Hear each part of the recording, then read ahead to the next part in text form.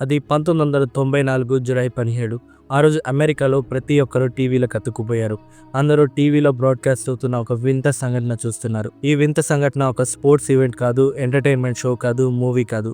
నిజానికి అది ఒక పోలీస్ చేస్. లాస్ ఏంజలస్ పోలీస్ ఒక వ్యక్తి కార్‌ని చేస్ చేస్తున్నారు. ఆ వ్యక్తి ఎవరో కాదు, అమెరికాలో ఫేమస్ ఫుట్బాలర్ ఓజే సింప్సన్. ఫుట్బాల్‌లో ఇతనికి ఎంతోమంది అభిమానులున్నారు. పోలీస్ ఇతన్ని చేస్ చేస్తుంది వారం రోజుల క్రితం జరిగిన ఒక హత్య గురించి. ఓజే సింప్సన్ యొక్క ఫోర్డ్ బ్రాంకో, దాని వెనకాల పోలీస్ కార్లు. ఈ చేస్ చూడటానికి ఎంతోమంది రోడ్లపై కూడా వచ్చేశారు. అంతగా అమెరికా మొత్తం ఈ చేస్ సంచలనం సృష్టించింది. ఆకాశంలో ఈ చేస్ని కవర్ చేయడానికి చాలా న్యూస్ హెలికాప్టర్స్ పోటీ పడ్డాయి. అంతగా అమెరికా ఈ ఇన్సిడెంట్ని చూస్తూ ఉంది. ఈ ఇన్సిడెంట్ వల్ల ఆ రోజు టీవీ వ్యూవర్షిప్ అమాంతం పెరిగిపోయింది. టీవీ వ్యూవర్షిప్లో కొత్త రికార్డులు సృష్టించింది ఈ సంఘటన. అసలేంటి సంఘటన? పోలీస్ ఓజే సింప్సన్ వెనక ఎందుకు పడుతున్నారు? ఆ తర్వాత ఏం జరిగింది? ఈ విషయాలన్నీ తెలుసుకోవాలంటే వాచ్ ద స్టోరీ. వీడియో చాలా ఇంట్రెస్టింగ్గా ఉంటుంది. సో మిస్ అవ్వకుండా చివరి వరకు చూడండి. ఇలాంటి మరిన్ని ఆసక్తికర వీడియోలు తీసుకురావడానికి ఈ వీడియోని ఖచ్చితంగా లైక్ చేసి మా ఛానల్ని సబ్స్క్రైబ్ చేసుకోండి. ఇక ఆలస్యం చేయకుండా వీడియోలోకి వెళ్ళిపోదాం. అది 1994 జూన్ 17. ఆ రోజు ఉదయం లాస్ ఏంజలస్లోని న్యూస్ రిపోర్టర్స్ అందరూ ఎల్ఏపీడీ హెడ్ క్వార్టర్స్కి చేరుకున్నారు. వీరంతా ఒక ప్రత్యేకమైన సందర్భం కోసం కెమెరాస్తో రెడీగా ఉన్నారు. ఉదయం 11 గంటలకల్లా దాదాపు 1000 మంది రిపోర్టర్స్ అక్కడికి చేరుకున్నారు.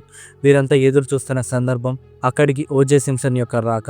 ఓజే సింప్సన్ అక్కడికి వస్తే పోలీస్ అతన్ని అరెస్ట్ చేయబోతున్నారు. ఏ క్షణమైనా ఇది జరగబోతుంది. ఓజే సింప్సన్ ఒక అమెరికన్ ఫుట్బాలర్. అమెరికన్ ఫుట్బాల్ అనేది ఒక వెరైటీ గేమ్. పేరులో ఫుట్బాల్ ఉన్నప్పటికీ ఈ గేమ్ ఫుట్బాల్ లాగా ఉండదు. ఈ గేమ్ ఫుట్బాల్ అలాగే బాస్కెట్బాల్ రెండింటిని కలిపినట్టు ఉంటుంది. ఈ గేమ్లో రగ్బీ బాల్ లాంటి బాల్ని యూజ్ చేస్తారు. ఈ గేమ్ అమెరికాలో చాలా పాపులర్. దీంతో ఓజే సింప్సన్ కూడా అమెరికాలో చాలా పాపులర్ స్పోర్ట్స్ పర్సన్. కేవలం ఫుట్బాలే కాదు, టీవీలో స్పోర్ట్స్ కామెంటేటర్గా కూడా ఓజే సింప్సన్ పాపులర్. ఇతను కొన్ని అడ్వర్టైజ్మెంట్స్ అలాగే కొన్ని హాలీవుడ్ మూవీస్లో కూడా నటించాడు. ఓజే సింప్సన్ని అరెస్ట్ చేయబోతుంది ఒక సీరియస్ కేసులో ఓజేనే ప్రధాన అనుమానితుడు. 5 రోజుల ముందు అంటే జూలై 12న లాస్ ఏంజలస్లోని బ్రెంట్వుడ్ అనే ఏరియాలో 2 డెడ్ బాడీస్ కనిపించాయి. ఈ బాడీస్ నికోల్ బ్రౌన్ అలాగే రాన్ గోల్డ్మ్యాన్ అనే ఇద్దరివి. వీరిద్దరూ నికోల్ బ్రౌన్ ఇంటి ముందు దారుణమైన హత్యకు గురయ్యారు. ఈ నికోల్ బ్రౌన్ ఎవరో కాదు, ఓజే సింప్సన్ యొక్క ఎక్స్ వైఫ్. హత్యకు గురైన మరో వ్యక్తి రాన్ గోల్డ్మ్యాన్.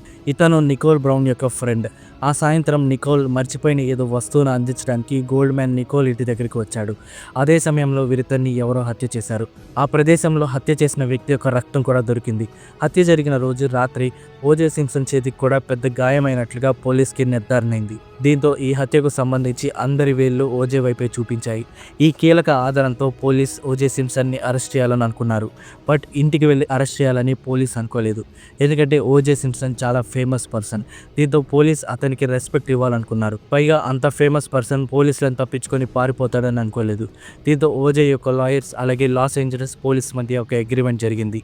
ఆ అగ్రిమెంటే ఓజే తనంతట తానే లాయర్స్తో కలిసి వచ్చి పోలీస్ స్టేషన్లో లొంగిపోతాడు. దీంతో ఆ సందర్భం కోసమే ఈ జర్నలిస్ట్ అంతా ఎదురు చూస్తున్నారు. బట్ అక్కడే తేడా జరిగింది. సమయం గడుస్తూనే ఉంది కానీ ఓజే అక్కడికి రాలేదు. 2 గంటల తర్వాత రిపోర్టర్స్ అందరినీ పోలీస్ హెడ్ క్వార్టర్స్లోకి పిలిచారు. బట్ ఎందుకు పిలిచారో రిపోర్టర్స్ ఎవరికీ తెలీదు. పోలీస్ హెడ్ క్వార్టర్స్లో పోలీస్ ప్రెస్ కాన్ఫరెన్స్ ఏర్పాటు చేసి ఒక స్టేట్మెంట్ ఇచ్చారు. ఈ స్టేట్మెంట్ విని రిపోర్టర్స్ అందరూ షాక్ అయ్యారు. ఏదైతే జరగదు అని పోలీస్ అనుకున్నారో అదే జరిగింది. నిర్ణయించిన టైం కల్లా ఓజే పోలీస్ స్టేషన్కి రాలేదు. దీంతో పోలీసులే ఓజే ఇంటికి బయలుదేరారు. ఆ రోజు ఉదయం అలాగే ముందు రోజు రాత్రి కాలిఫోర్నియాలోని శాన్ ఫెర్నాండో వ్యాలీ అనే ఏరియాలో ఉన్న రాబర్ట్ కదర్షియన్ అనే లాయర్ ఇంట్లో ఓజే ఉన్నాడు. ఆ ఇంట్లో ఓజే అలాగే ఓజే యొక్క లీగల్ టీంతో పాటు కొంతమంది డాక్టర్స్ కూడా ఉన్నారు. వీరితో పాటు ఆల్ కౌలింగ్స్ అనే వ్యక్తి కూడా ఉన్నాడు. ఇతను ఓజే యొక్క ఫుట్బాల్ టీమ్మేట్ అలాగే చిన్ననాటి స్నేహితుడు. ఓజే అక్కడే ఉన్నాడని తెలియడంతో పోలీస్ ఆఫీసర్స్ అక్కడికి చేరుకున్నారు. పోలీస్ ఆఫీసర్స్ మొదట ఓజే లాయర్స్ని ఇంట్లో కలిశారు. లాయర్స్ ఓజేని పోలీస్ అరెస్ట్ చేయడానికి ఒప్పుకున్నారు. ఓజేని అరెస్ట్ చేసి పోలీస్ స్టేషన్కి తీసుకువెళ్తారు కానీ ఓజే లాయర్స్ అతడి పక్కనే ఉంటారు అనే కండిషన్కి పోలీసులు కూడా ఒప్పుకున్నారు. దీంతో పై రూమ్లో ఉన్న ఓజే సింప్సన్ అలాగే ఆల్ కౌలింగ్స్ని పిలవడానికి డాక్టర్ ఫరెన్స్టైన్ పైకి వెళ్ళాడు. ఓజే సింప్సన్ని పిలవడానికి పైకి వెళ్తే అక్కడ ఎవ్వరూ లేరు. ఆ రూమ్లో ఓజే సింప్సన్ లేడు, ఆల్ కౌలింగ్స్ లేడు. ఆ రూమ్లో వీరిద్దరి ప్లేస్లో 3 లెటర్స్ ఉన్నాయి. ఈ లెటర్స్ని ఓజేనే రాశాడు. ఒకటి అతని పిల్లలకు, ఇంకోటి వాళ్ళ మదర్కి, అలాగే చివరి లెటర్ పబ్లిక్కి. ఈ చివరి లెటర్ని ఓజే లాయర్ రాబర్ట్ కదర్షియన్ మీడియాకి చదివి వినిపించాడు. ఈ లెటర్ చదివాక ఓజే తనకు తాను ఏదో హాని చేసుకోవడానికి ప్రయత్నిస్తున్నట్లు పోలీసులు అనుమానించారు. అమెరికాలో అలాగే కాలిఫోర్నియాలో ఒక ప్రముఖ వ్యక్తి మాయమైపోయాడు. వెంటనే మిగతా పోలీసులకు మీడియాకి విషయం తెలియడంతో అతని కోసం సెర్చ్ మొదలైంది. ఇదే ఒక ప్రముఖ చేస్కి ఆరంభం. ఓజేని ఎవరు ముందు కనిపెడతారు అనే పోటీ పోలీస్ అలాగే మీడియాకి మధ్య మొదలైంది. బట్ అప్పటిదాకా ఎవరికీ తెలియదు. ఓజే ఏ ఇంట్లో దాక్కోలేదు కానీ రోడ్డుపైనే ఉన్నాడు. ఆ సమయంలో ఓజే వైట్ ఫోర్డ్ బ్రాంకో కారులో ప్రయాణిస్తున్నాడు. ఆ కారులో ఓజే ఫ్రంట్ ప్యాసింజర్ సీట్లో కూర్చుంటే ఆల్ కౌలింగ్స్ కార్ డ్రైవ్ చేస్తున్నాడు. వీరిద్దరూ రాబర్ట్ కర్డాషియన్ ఇంటికి సౌత్ వైపు 405 ఫ్రీవేలో ప్రయాణిస్తున్నారు. వీరు వెళ్ళబోతుంది సౌత్లో ఉన్న అసెన్షన్ సిమెట్రీకి. కొన్ని గంటల ముందే వీరిద్దరూ ఆ ప్లేస్కి వెళ్ళారు. మళ్ళీ అక్కడికే వెళ్తున్నారు. కొన్ని గంటల ముందు అంటే జూన్ 16న నికోల్ బ్రౌన్ యొక్క ఫ్యూనరల్ అక్కడే జరిగింది. అప్పటికే ఓజేనే ప్రధాన అనుమానితుడు అయినప్పటికీ అతను కూడా ఆ సర్వీస్కి అటెండ్ అయ్యాడు. ఇప్పుడు ఒక రోజు తర్వాత ఓజే మళ్ళీ అక్కడికే వెళ్ళబోతున్నాడు. బట్ ఎందుకు వెళ్తున్నాడో ఎవ్వరికీ తెలియదు. కొద్దిసేపటి తర్వాత ఇద్దరు అక్కడికి చేరుకున్నారు. బట్ ఎవరూ గుర్తుపట్టకుండా లోపలికి వెళ్ళడానికి కుదరదని వారికి అర్థమైంది.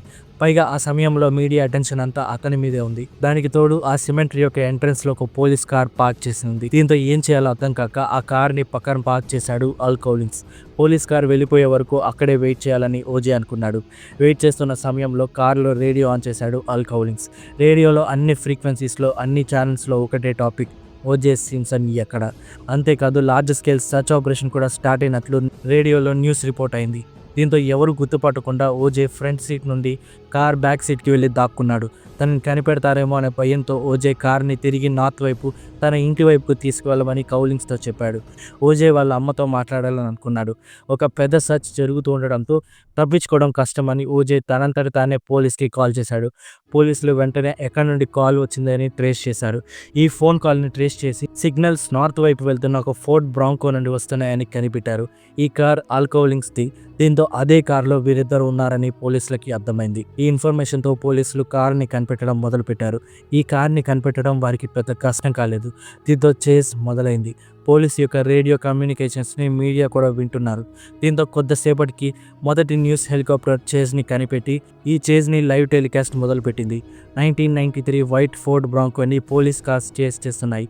కౌలింగ్స్ కార్ని ఆపలేదు. అదే సమయంలో పోలీస్ నుండి తప్పించుకోవాలని ప్రయత్నించలేదు. కేవలం గంటకి 50 కిలోమీటర్ల వేగంతో మాత్రమే ఆల్ కౌలింగ్స్ కార్ని డ్రైవ్ చేశాడు. నిజానికి ఈ చేజ్ చూడటానికి ఒక విఐపి కాన్వాయ్ లాగా ఉంది. ఈ చేజ్ వల్ల రోడ్డు మీద కంటే ఆకాశంలో ఎక్కువ ట్రాఫిక్ ఏర్పడింది. ఆకాశంలో దాదాపు 9 హెలికాప్టర్లు చేజ్ని బ్రాడ్కాస్ట్ చేస్తున్నాయి.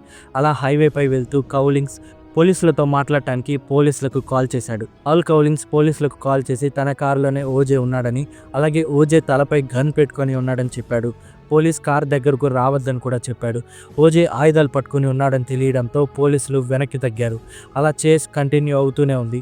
కార్ ఇంటర్స్టేట్ 5 నుండి కాలిఫోర్నియా రూట్ నెంబర్ 91కి చేరుకుంది. ఈ చేస్ బాగా వైరల్ కావడంతో ఆ రూట్లో ఉన్న చాలామంది రోడ్ల మీదకు చేస్ చూడటానికి రావడం మొదలుపెట్టారు. ఫార్ములా 1 కార్ రేస్ చూసినట్లు జనాలు రోడ్డుకి అవతల యువతల నిలబడి ఈ చేస్ చూస్తున్నారు.